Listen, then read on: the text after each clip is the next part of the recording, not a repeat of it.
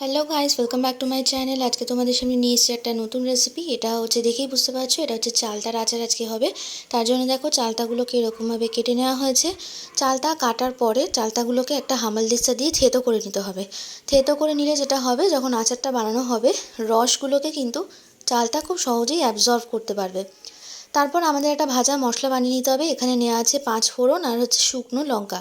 এটাকে শুকনো কড়াইতে টেলে নিতে হবে, একদম শুকনো কড়াইতে ডালতে হবে। আর যখন এরকম ভাজতে হবে শুকনো অবস্থায়, তখন কিন্তু গ্যাসের ফ্লেমটা লো টু মিডিয়াম ফ্লেমে রেখে তারপর ভেজে এটাকে মিক্সিং জারে দিয়ে গুঁড়ো করে নিতে হবে। তারপর আমাদের ভাজা মশলা তৈরি হয়ে গেছে। আর এখানে দেখো তেঁতুল রাখা আছে, কাঁচা তেঁতুল। কাঁচা তেঁতুলগুলোকে সেদ্ধ করে রাখা ছিল, আমি আগে থেকেই সেদ্ধ করে রেখেছিলাম। তারপরে এখানে মা তেঁতুলগুলোকে ছাড়িয়ে নিচ্ছে, মানে তেঁতুলের যে খোসাটা আছে সেই খোসাটা ছাড়িয়ে নিচ্ছে, পাল্পটাকে আমরা নিয়ে নেব। এখানে চালতার আচারে তেঁতুল যদি দেওয়া হয় তাহলে একটা খুব সুন্দর একটা ফ্লেভার আসে এবং টেস্টটাও কিন্তু অন্যরকম ভালো হয়। তারপর একটা চিনি শিরা বানিয়ে নেব। তার জন্য দেখো এখানে পরিমাণ মতো চিনি নিয়ে চিনিটাকে ভালো করে গলিয়ে নিতে হচ্ছে, মানে যেটাকে আমরা বলে থাকি সুগার সিরাপ। সুগার সিরাপ আমি বানিয়ে নেব। তারপরে সুগার সিরাপ যখন হয়ে যাবে, এই যে দেখো তেঁতুলের পাল্পটা আমরা এটাকে বার করে নিয়ে ভালো করে চটকে নিতে হবে, তাহলে পাল্পটা পুরোপুরি বেরিয়ে যাবে।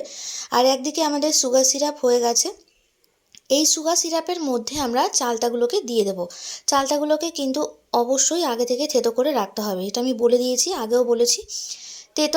থেতো করে রাখার পর সেই থেতো করে রাখা চালতাগুলোকে চিনির শিরায় দিয়ে ভালো করে একটুখানি ফুটাতে হবে। তার কিছুক্ষণ পরে এখানে দেবো হচ্ছে নুন আর হলুদ। তোমরা হয়তো ভাববে যে হলুদটা কিসের জন্য, কিন্তু কোনো রান্নাই কিন্তু হলুদ ছাড়া খাওয়া উচিত নয়, এবং এখানে কিন্তু হলুদটা লাগবে। আর নুনটা পরিমাণ মতো দিতে হবে, কারণ চালটা কিন্তু টক পরিমাণ, মানে টক ফল, তো সেই কারণে টকের টেস্টটাকে ব্যালেন্স করার জন্য নুনটা দিতে হবে। তারপর আলাদা একটা কড়াই নিয়ে নিয়েছি এবং সেখানে দিয়েছি সর্ষের তেল এবং 5 ফোড়ন দিয়েছি।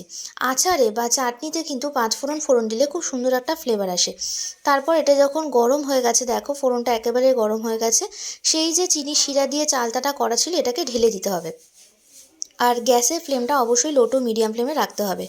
আর তার মধ্যে দিতে হবে তেঁতুলের পাল্প বা তেঁতুল যে সেদ্ধ করে মেখে রাখা ছিল সেইটা। সমস্ত উপকরণগুলোকে দিয়ে এবার হচ্ছে আমাদের টানানোর পালা, কারণ চিনিতে অলরেডি কিন্তু জল আছে, মানে প্রচুর পরিমাণে জল বেরোয়।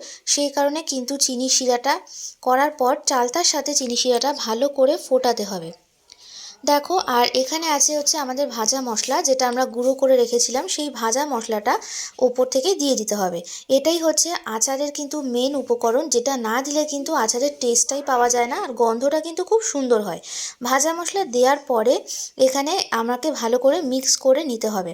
আর এই চালতার আচার কিন্তু তোমরা করে এটা যে কোনো একটা কাচের শিশিতে কিন্তু প্রিজার্ভ করে রেখে দিতে পারো। আর এই চালতার আচার কিন্তু একদম গামাখা হলে তবেই ভালো লাগে, বেশি পাতলা কিন্তু চালতার আচার একদমই ভালো লাগবে না। সেই কারণে যতটা পরিমাণে চিনি শিরা আছে চেষ্টা করবেন যে চিনি শিরাটা যাতে একদম মানে গামাখা মতো শুকিয়ে আসে। জলটা যেটা আছে সেটা কিন্তু একদম শুকিয়ে ফেলতে হবে, তাহলে কিন্তু টেস্টটা ভালো আসবে। আর এরকম আচার তো তোমরা নর্মাল দিনেও করতে পারো, ভাতের পাতে কিন্তু এটা খেতে খুবই ভালো লাগে। সো গাইস, আমার এই রেসিপিটা যদি ভালো লাগে অবশ্যই এটা লাইক করে দিও, আর যারা চ্যানেলটা নতুন দেখছো তারা চ্যানেলটাকে প্লিজ সাবস্ক্রাইব করে দিও।